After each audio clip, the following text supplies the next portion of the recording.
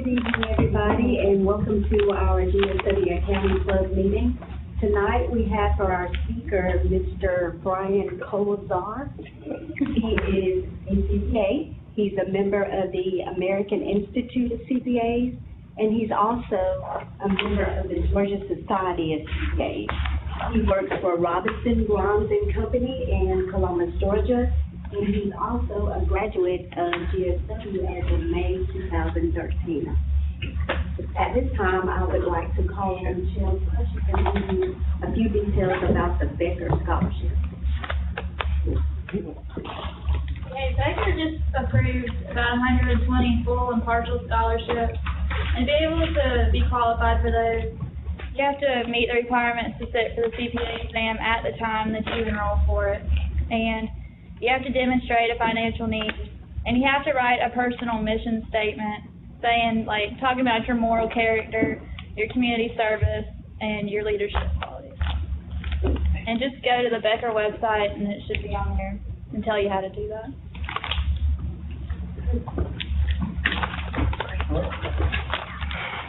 Thanks for having me here. I just thank you all for coming. I'm glad that the sun finally came out in the last 2 days. My name is Brian Koleszar. I'm a certified public accountant. Graduated here back in May of 2013. And so it's amazing how time flies.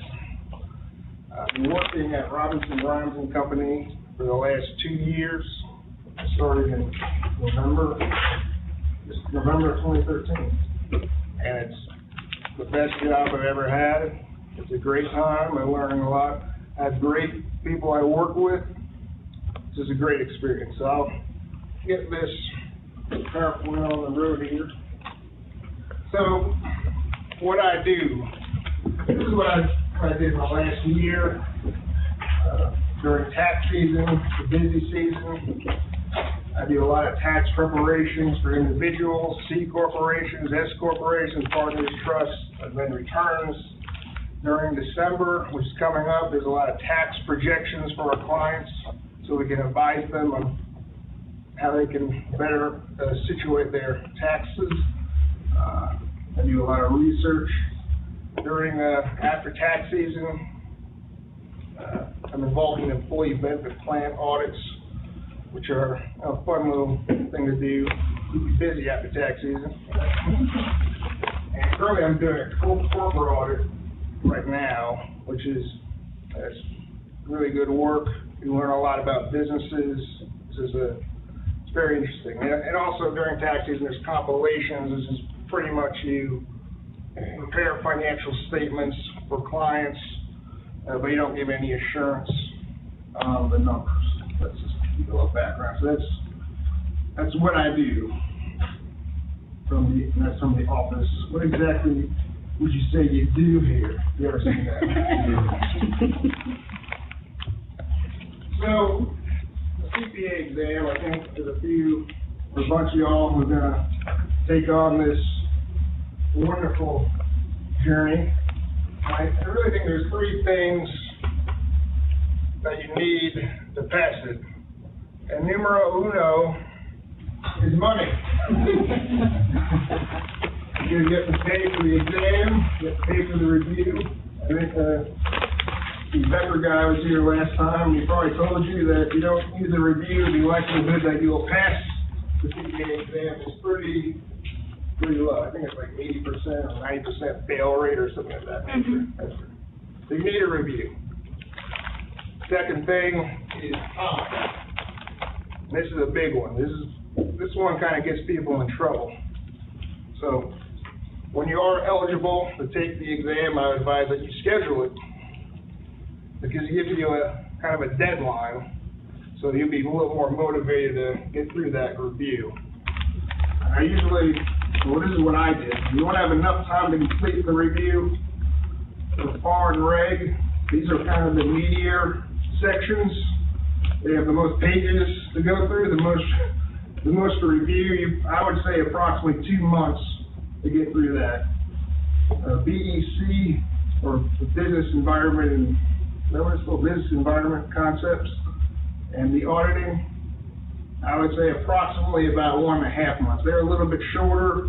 PEC is heavy on calculations, so there's not a whole bunch of verbiage to go through, and audit's very conceptual. So there's not much math in that one. And then also you want to make sure you have enough time because life happens. You know, sometimes things can happen in your life that might interrupt your plan of review. So you just want to make sure you have enough time. And also sacrifice some discipline. And you got to stick to a plan. You know, there's always going to be sacrifice. You know, you have friends that say, we're going to the beach. You want to go, and you're thinking to yourself, the exam want to study for. So sometimes you have to make those choices. And also, time management. And also, time management is a big thing when you're actually taking the exam. This is one of the, I guess people in trouble with their first time. They usually, for some people, they don't pass because they don't finish. They don't complete the exam in whatever, it was 4 hours or 3 hours, whatever it is for each part. That's something you have to kind of work towards. Like it says, you have a lot of time to study, and it's gone. The last part is, the thing you need to do is preparation. What I used was Lime Online. This is what I did. So when you look through this list, you probably think I'm insane. I read the book twice. I completed every multiple choice question. The reg, Lime Online had about 2,500 of them. Then I completed every practice simulation. These are the task-based simulations. These are kind of like, I guess you'd say, like they give you a situation and you gotta come up with an answer to it. Either be a calculation, journal entry, or whatever. And I took the practice exam. This is a good way to gauge your time management,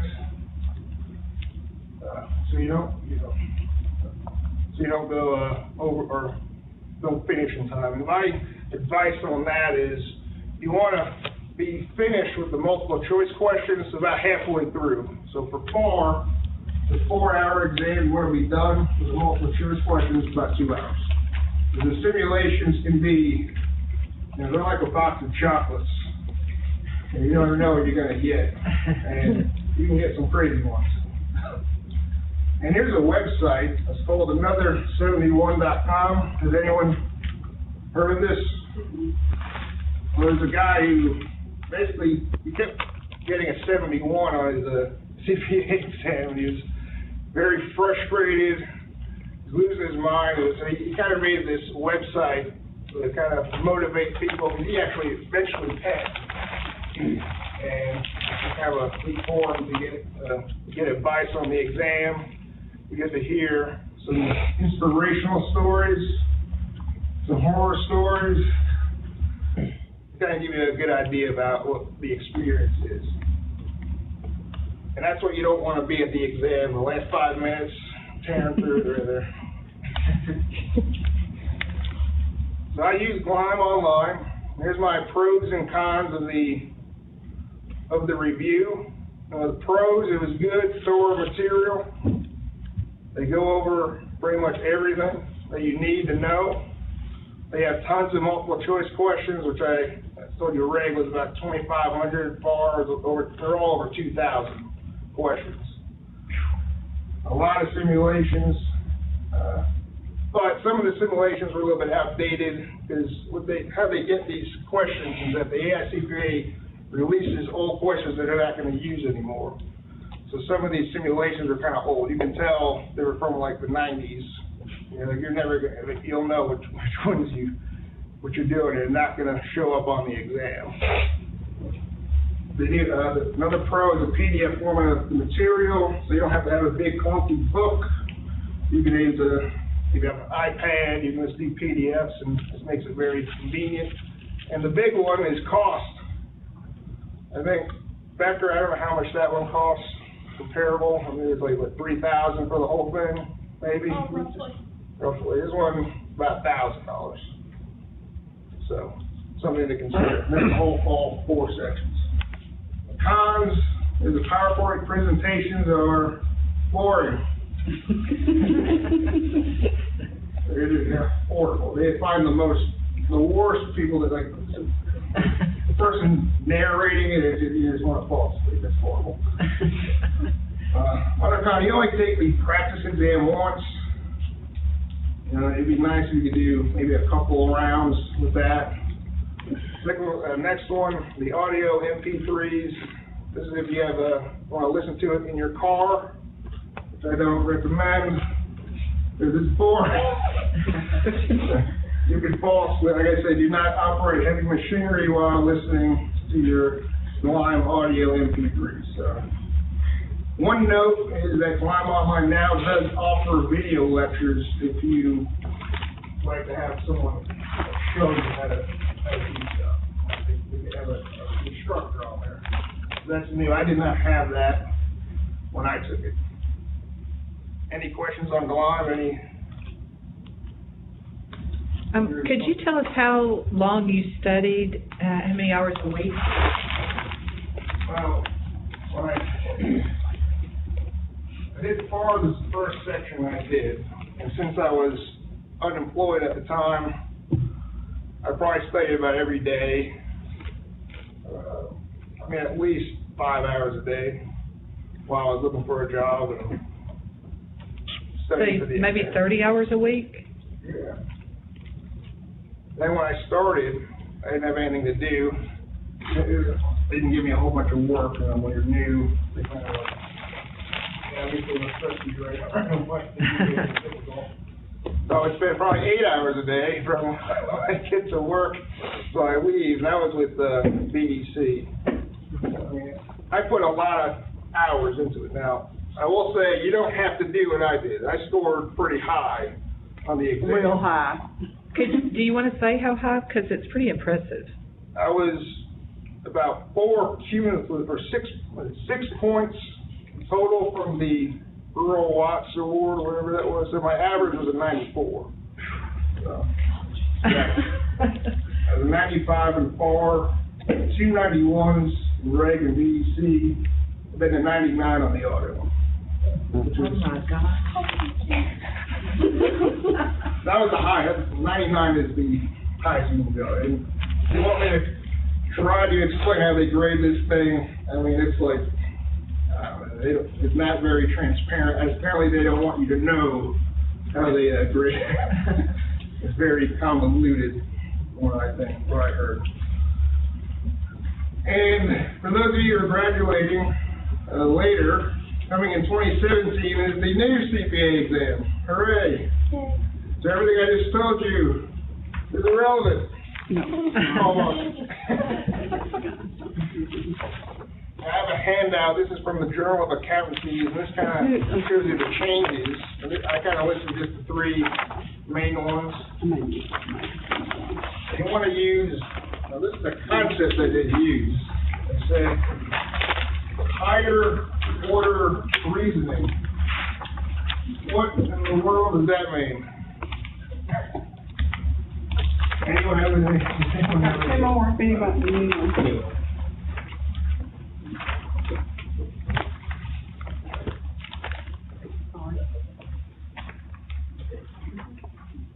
Anyone want to take a crack at higher order reasoning? Anyone?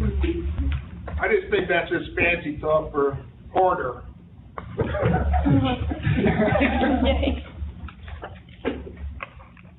And one of the big changes that they're, besides the higher order reasoning, which I guess they're testing more analytical abilities, professional skepticism, especially on the audit side. And in the article, they kind of list what they mean. I'm not exactly 100% sure what that means. But another big change is there's less multiple choice questions and a whole lot more task-based simulations, which are usually the more challenging part of the exam. And also, VEC will now have simulations. I think there's a chart on there now that kind of generalizes that. what's on there. I think for the online students, we could post a PDF or whatnot on, so they can get a chance to read this thing. The good thing, you get an extra hour for PDC and reg, so they're all 4 hours, all 4 parts. Probably gonna have to pay for that extra hour, so we go back to the money. So it's something to look forward to. So if you can pass this thing in 2016, you can avoid this craziness altogether. So now, any questions on the CPA exam, Lon? Yes, sir. Earlier, you noted that you studied 2 months for the FAR and one other one, but was that 2 months combined or 2 months each? That's each. Okay. Each. That's 1.5 months each. Those ones like FAR and reg, they're meaty. FAR is basically intermediate 1, 2, 3, plus stuff that's not in 1, 2, and 3. The additional, like consolidations or not intermediate courses, stuff like that. And also governmental and not-for-profit is also included. Regulation is your tax, and then they throw in this business law that just is, I guess they do that just to mess with you. Because it's law. So you have to read a bunch of legalese, and it's pretty brutal. But you can get through it. I'm not trying to scare you here. So one of the online students asked how long to study for each part. Which 2 parts were 2 months? That is financial accounting and reporting and regulation. The reason is that they have more, there's meatier, more material to go through. BEC and audit you'll notice the difference, they're shorter. I won't say they're easier, they're just, there's not as much information to get through. Any other questions? No. Did you find that there were questions on the exam that were very similar to a lot of those multiple choice questions that you had reviewed so diligently? Did you recognize some things that looked very similar? The test, the exam is, they have it listed what they test you on, so there's only so many ways you can ask a question. So there is some similarities, and the reason you do a bunch of multiple choice questions, the reason I did, is it's a good way to study the material. A lot of there's some repeat over and over. The FAR I did about 100 bond questions or 50 bond questions. If you do 50 of those, you'll be pretty good at answering questions on bonds. Not to say that you have to do what I did. All you need is a 75. I'm just like, my score is just as good as the person who got a 75. I'm no better because I didn't win the award.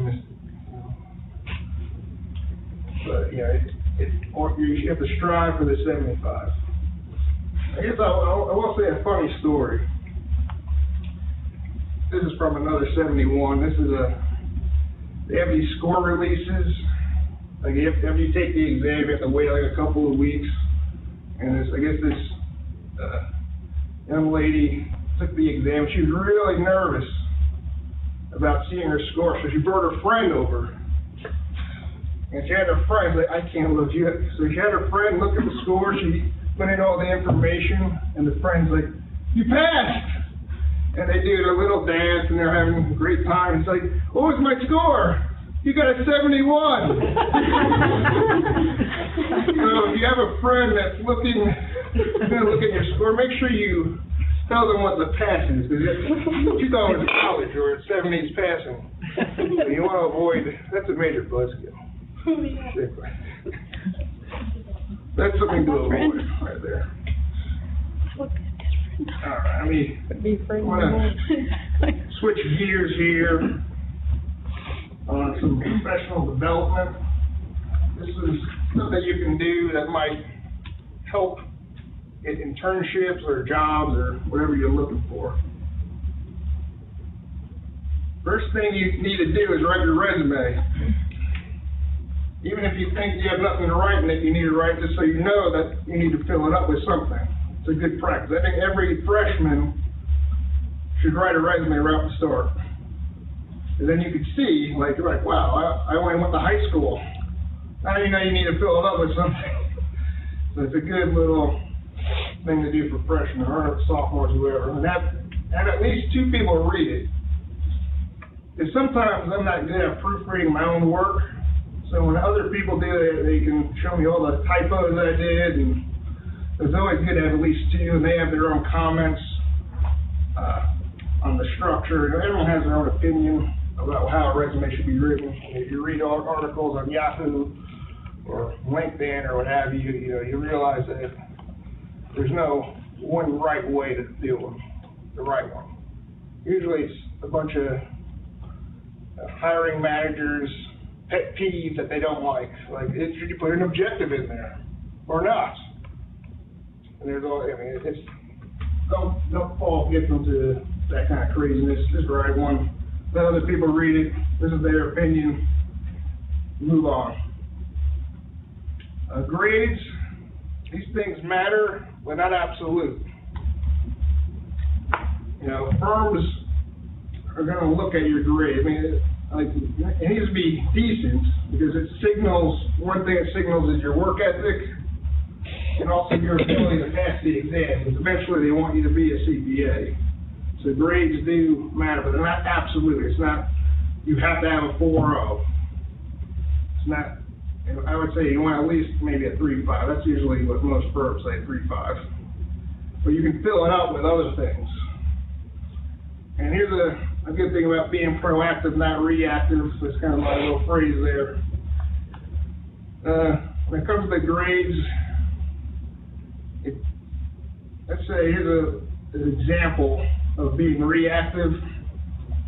Now, I might be preaching to the choir here, I don't know, but let's say you have an exam. This is Robinson's advanced tax exam, and the test is tomorrow, and then you finally open up that book, and you look at that 8 font size, and then have you taken income tax? Some of them, we're in there now. Oh, yeah. And then you start reading it, and you realize you have no idea, or you don't understand the material. So you shoot her an email that says, I don't understand the material, the night before the exam. That is being reactive. Being proactive is that you go along as the class. If they go over chapter 1, you read chapter 1, you do problems. You should know, if you don't understand the material, way before the exam starts. And then you can get help if you don't understand something. And that will help your grades. And you can go to I think we have the accounting lab and all that. So that's something to think about. I might be preaching to the choir, I don't know, but you want to be proactive in things that you do. Like the accounting club. Is there a president? We have a set of officers. We have an executive committee. Well, it's good if you guys can get together and make this thing, I think there's accounting competitions. I think the CPA, they have it. You might want to go ahead and try to do that, get involved in that. That's something good to put on your resume. I think Dr. Bishop, you were involved in that one point. Well, when I was at another university, there were 3 students that came to me that wanted to do the accounting competition, and they worked really hard. I'm going to say maybe put a total of 40 hours into this over a 2-week period, really hard. And they got to about the top 10 in the country, top 10 teams in the country. And all of those students got really good jobs. Now, maybe it's because they were really good students, but that really impressed employers to be in the top in the nation. So it's already going on right now. But for next year, it's something to keep in mind. It really sets you apart from other people when you have... Put a video on your resume and they can watch it, which is, I think it matters. It does. So internships, most firms are going to have their internships during tax season, which is coming up. from January to April. You want to apply around in July is a good time to get your information out there. So the next question is, where can you do an internship? You know, sometimes it's, I don't know where you live. You might live in another city that has more firms available to you. Are you willing to travel? How far are you willing to travel 5 days a week? So those are considerations, and there's other universities that meet the firms, and I don't know if you were able, is there a way that you can go to these things, like pay a fee? I'm not 100% There is a sure. Meet the Firms in Atlanta that I think the Georgia Society sponsors. Yeah. And we'll start trying to look at that. And we just, you know, as a rule, don't have a large enough number of students here for, you know, these firms to be willing to invest the travel time and whatever to come here. You know, our program's just not quite large enough. We're enough out of the way geographically that the Atlanta folks don't really want to come down here, but we know some people at some of these places, so we can help you get connected with them. There's one more question. Did you do an internship? I did not. And why not, do you think? Because 33 years old, so when I graduated, Yeah. I was looking for work. Needed work, okay. When I came in, I have a degree from Pennsylvania State University in psychology. I'm a non-traditional student, so I only needed, 4 semesters in Georgia Southwestern to get my accounting degree. So, and I wasn't being proactive enough. That's the other reason. I wasn't being proactive. This is my own personal experience of not being proactive. It didn't affect me, but these are things you need to consider when July comes around and you want to do an internship during tax season. This is the time to get your resume out there. Because I went to Mrs. Robinson. I heard about an internship. It was in November, and I think they gave me a complimentary interview. Gave me a free lunch. That was nice. But I think they were already set. They just, I guess being nice. I guess they know Mrs. Robinson, but they were already set. I think one of the things that you have to realize is that there are some firms that are close to where you are, and they're willing to hire an intern that wants to work 15 or 20 hours a week. But a lot of these firms are wanting to hire an intern that is doing the same work as an entry-level beginning staff person, and they want full-time. And they are not willing to let you take one online course while this goes on. They want somebody that is totally dedicated to what their function is. And we had a student a couple of years ago that was able to, he was supposed to graduate in the spring. He had 2, not even accounting courses, just other courses left.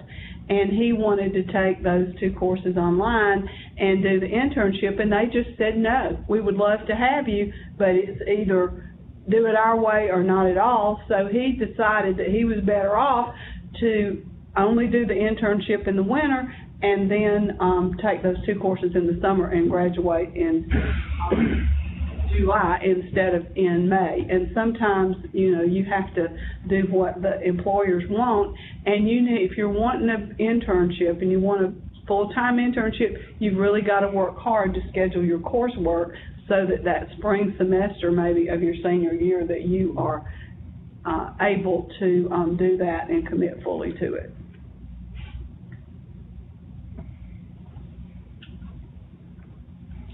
The next part is kind of like, I remember when I was reading articles about finding jobs, they always love to use this buzzword, network, and they never really tell you how to do it. It's network, and everyone shakes their head, network, and you're like, you go home, you're like, how do I do it?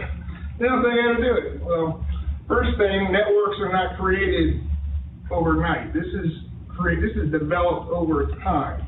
These are your relationships with your peers, your previous employers, your professors. So here's some ideas of being proactive to build your resume, and these are some of the things that firms are looking for. One biggie is community involvement.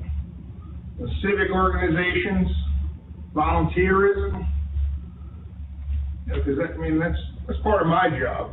Is I need to go out there and volunteer and be a part of the GSCPA functions. Because that's part of developing as a professional. And that's really part of the advertising as well. You're seen in the community. You don't see big billboards of CPA firms. You don't see commercials. You don't see anything like that. This is how they really do their advertising, word of mouth, and things of that nature. And it's not quantity, but quality. Be a part of something that you really care about. Not just, don't join every organization in a 25-mile radius. The last thing you want to do is flunk out of college because you're involved in all this stuff. Summer employment, part-time employment. You know, if you have a part-time job, I don't care where it is, McDonald's, I don't care. You do the best job you can do, because your supervisor will notice that. And, you know, when you need a reference, they'll be able to give you a good reference. And also develop relationships with your professors. I remember, this is another being proactive, not reactive. You know, if you're a senior and you're getting ready to graduate, and you think about, oh, I want to go to graduate school. And you're looking at the application, you're like, resume, oh, I could do that. You know, your grades, your transcripts, yeah, that's fine. Then you look at 3 references. If you haven't developed relationships with your professors, you know, it might be hard to get those.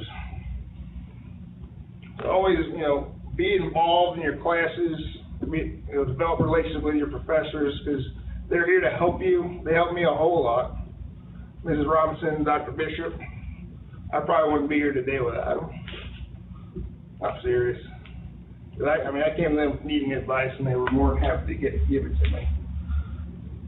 So, I think that's the end of my show here. Does anyone have any questions on? Yes. I have a lot of questions from the online students. One is, could you talk a little bit about getting a master's? The folks that you work with, maybe, did they get masters, or what's the benefit of that? Well, the benefit is, I guess usually the thought process is that take the exam, you need 120 hours. You get licensed as a CPA, you need 150. And it so happens that a master's degree has 30 credit hours, so obviously it's a good idea to just go ahead and get the master's. There is a benefit in that you'll get more accounting courses. If you wait to take the CPA exam, let's say, you can get more study time, maybe study in some areas that you weren't able to in your undergraduates, such as, you know, governmental accounting. That is a different beast altogether.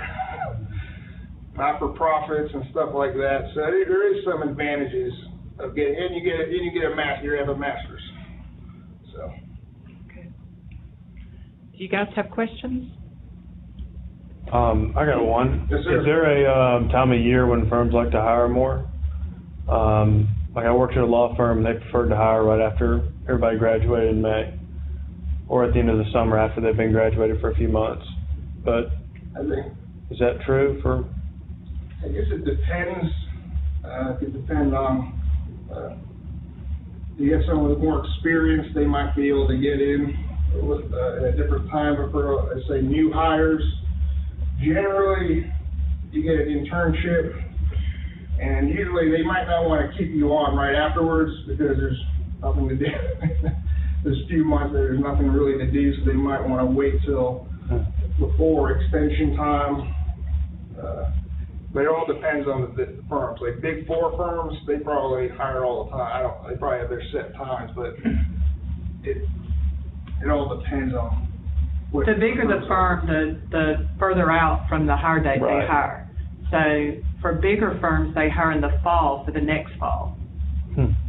So they hire in September, October for next August. You don't seem to see that many people in accounting that go to work in June 1st. I mean, it seems like you see a lot of people that have their job arrangement made the previous September or October, but then their job offer starts at, August 1st or August 15th or something like that, or even later. So, But it's common to have a job lined up well before you graduate. Well, if you do an internship. before you graduate, but, chances are they're not going to want you to start to work the week after Right. you get your diploma.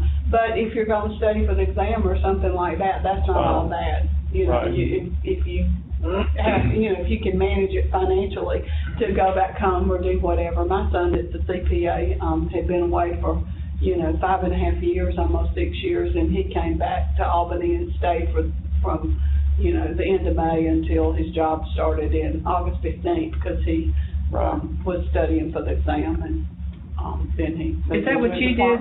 You used that time or between your job starting and?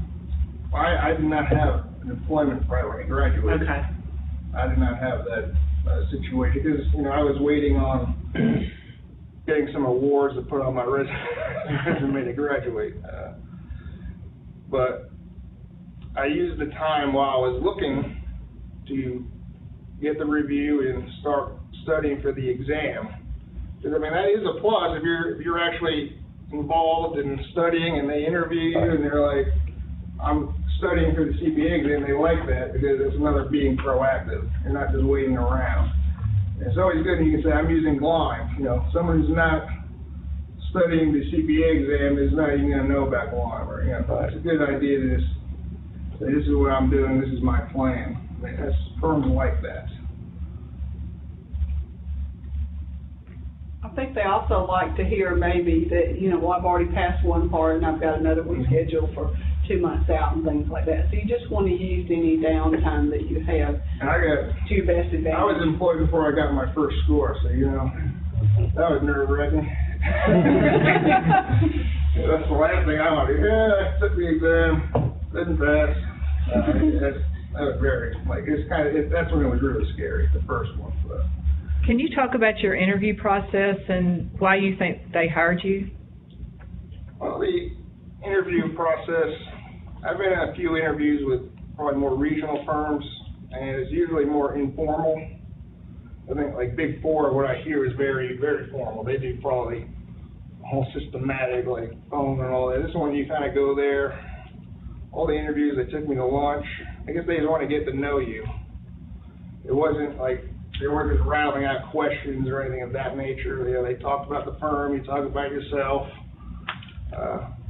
Reasons I got hired, I think part of it was work ethic. I did very well at Georgia Southwestern. I think, studying for the exam, I think that shows a little maturity, proactivity.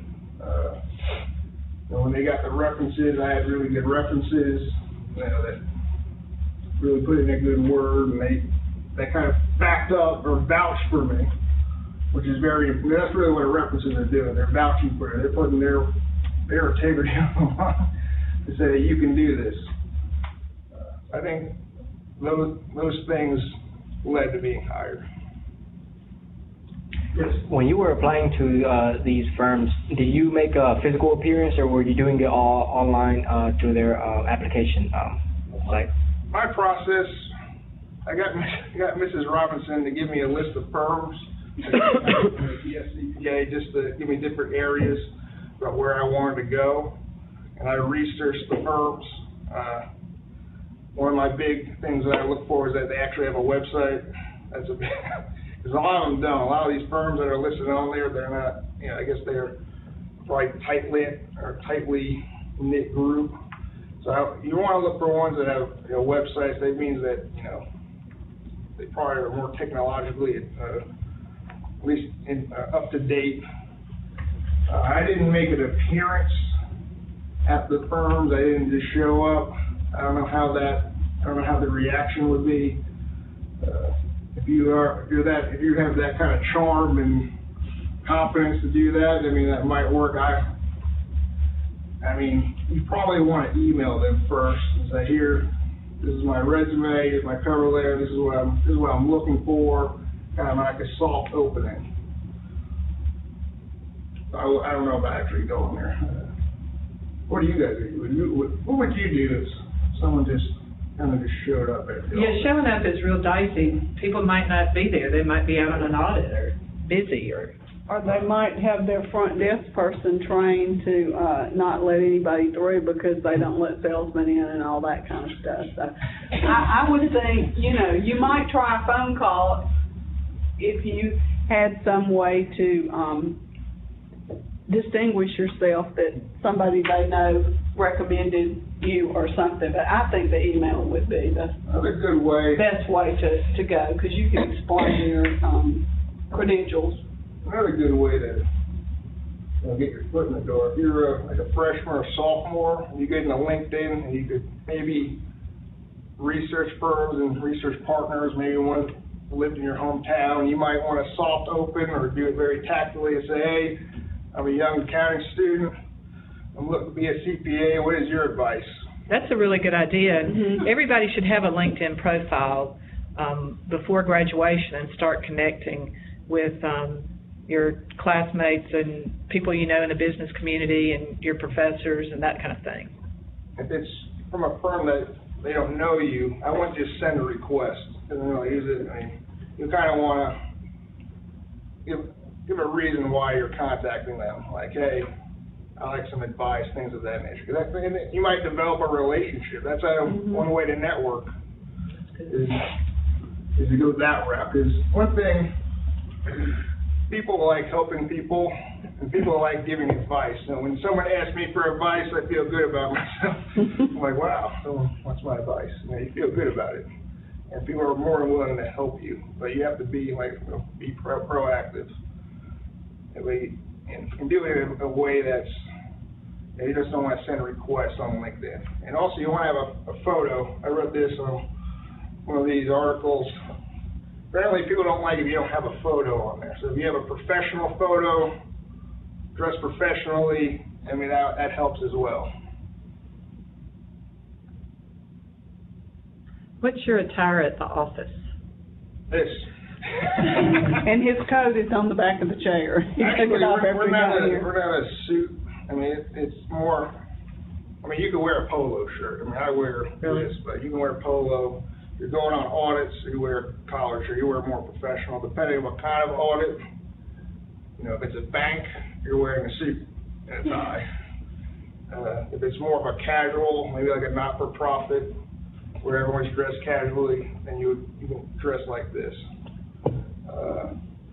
I think the rule of thumb is you want to, if they're dressed at this level, you want to dress one notch above it, if you will. Any other questions? I have heard people say that some of the personnel directors at some of these firms will give students who are coming for an interview a little bit of guidelines about the firm's attire because it can be a little more uncertain. And I certainly think you could ask somebody like a personnel director, would you suggest that I wear a suit and tie, or would a sport coat be appropriate? Because different firms now have a lot of different dress codes, and you don't want to go in there in your finest navy blue suit and everybody else has on khaki pants and a polo shirt. So they can usually, I think if you ask appropriately, that you're acknowledging that you understand that there are different dress codes. I think that someone who's handling scheduling interview can give you some guidance on what's appropriate. Sometimes if you're going in on Friday, it's a more casual dress day or something like that. But you always want to be at the top or a little above whatever they're saying. I won't say in confidence that you can't wear flip-flops. The men need to wear socks. Actually, you need to wear socks. You need to wear socks. And have a belt. Always have a belt. And not white socks either. I'm like, someone's doing people's nerves. Well, anything else? Can you give us an idea of what kind of hours that you work at different times of the year to accomplish your mission? During non-busy season, it's a 40-hour work week. During tax season, it progresses, so it's progressive hours increasing. I think it's like, starts off at about 45, and then it goes to 50, then it goes to 55, then it goes to 60, and it stays at 60, and then it's April 15th. And then we get a few days off. My firm really tried. I mean, the big issue in accounting, this has been an issue probably forever, is this work compression. That 70 to 75% of all your billable work is in a 4-month period. So that's kind of an issue that the accounting professionals are trying to find ways to decompress. Can you say how your schoolwork prepared you for what you do, or if it was like complete bombshell when you got to work? Accounting is accounting. Okay, I don't care what firm you go to. Assets equal liabilities plus stockholders' equity. I don't care which one you go to. The journal entries. I mean, when I did the accounting lab or the tutoring lab, I mean, I got a lot of practice. I mean, I was ready with journal entries. You really need to have that down pat. I mean, there's a lot I remember from school that applied at what I do. It's not like I went there, like, I have no idea.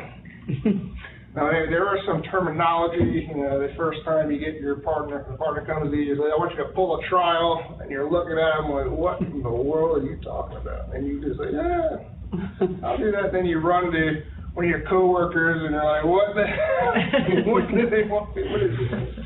So my goal is to find a naive intern or somewhat, and find someone naive and say that you have to get a little red wagon, and you got to put your little trial balance in there, and you got to wheel it into the partner. Because I can get that accomplished, that'd be pretty good.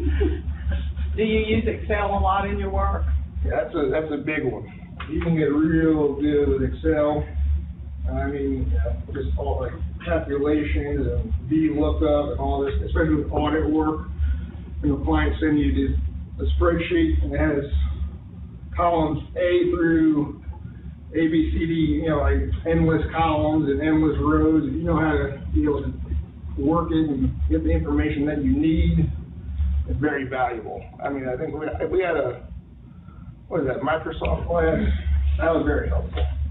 You learn a lot of the stuff that you wouldn't even think about using. Because Excel is a very powerful tool. And, I mean, most people only scratch the surface of what it can do.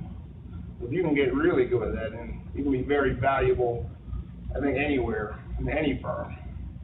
That's a big skill. Does your firm do most of their work paperless?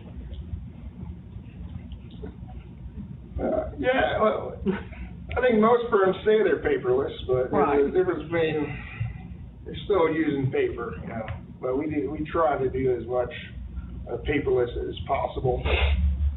We don't do any work papers.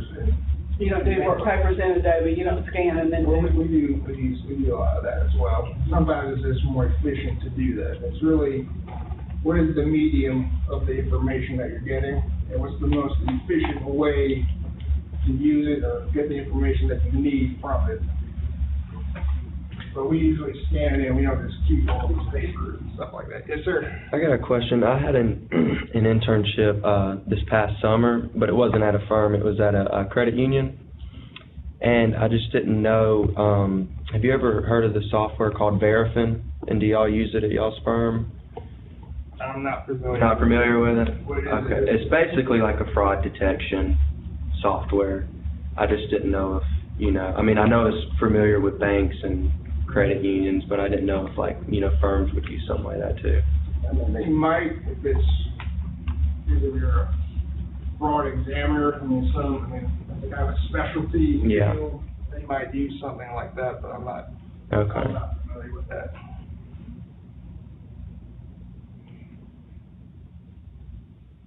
Any other questions?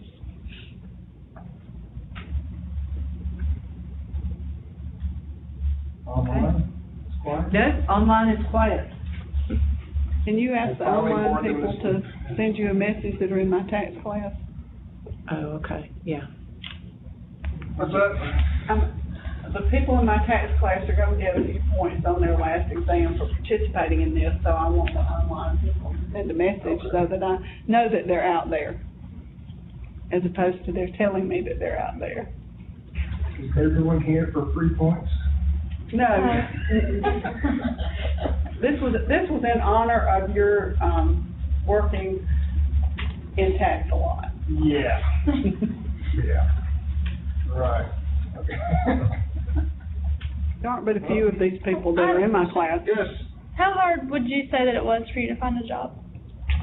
I will say that when you're unemployed, I've been unemployed a couple of times in life. It is kind of stressful. You have all this free time, but you know, you just have to get your resume out there. You have to do research on wherever you are applying to. Get to know the company.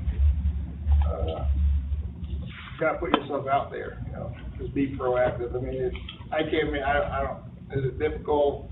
I mean, it's kind of hard to say.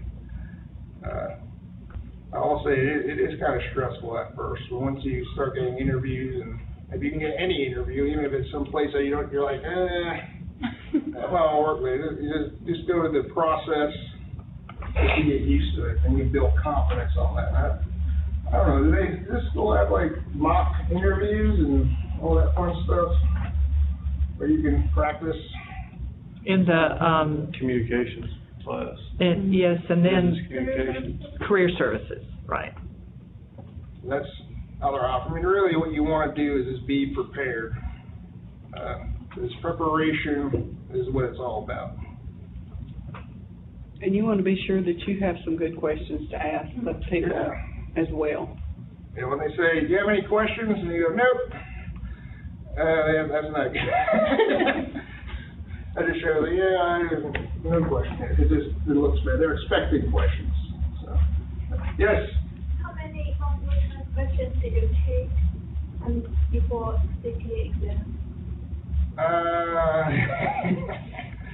I think I actually totaled them up. I had an Excel spreadsheet that I kept track of. It was about, I think for reg, that's the only one I remember.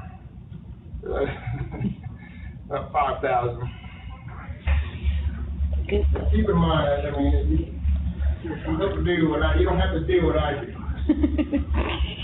This is 75. I got 91, but I got 5,000 reg questions. But I mean, I have a lot of time. This answers that the Valley and the Becker, the Valley, they prepared maybe more than 10,000 multiple choice questions, and for Becker, they prepared 8,000 multiple choice questions. So, I mean, do we need to do all this? I mean, you just have to be honest with yourself when you're studying the exam. You have to, I mean, I can't tell you how many multiple choice questions is required to get a 75. I can't tell you, okay, you do this many, and that is all you have to do, and you will get a 75. I can't, you just have to prepare as best as you know and be honest with yourself. I will say when you're taking the exam, I did 5,000 questions. I still was like, I'm not prepared. It doesn't matter how much preparation you do. You're gonna feel that nervous. Then during the exam, you're sitting there going, where did this question come from? Why in the world are they asking me this? And then you're freaking out with that. And then you get your score, and if you pass, you're like, oh, it's a piece of cake.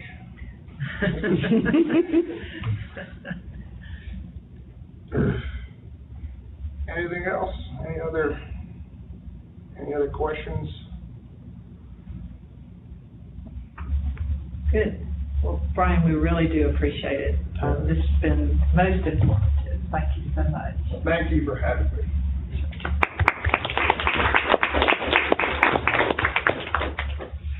And please, those of you who came in, after most people got their plates, the sandwiches, and there's food up there, so please go ahead and have something. The online students said thank you. Thank you. Yeah. Online students.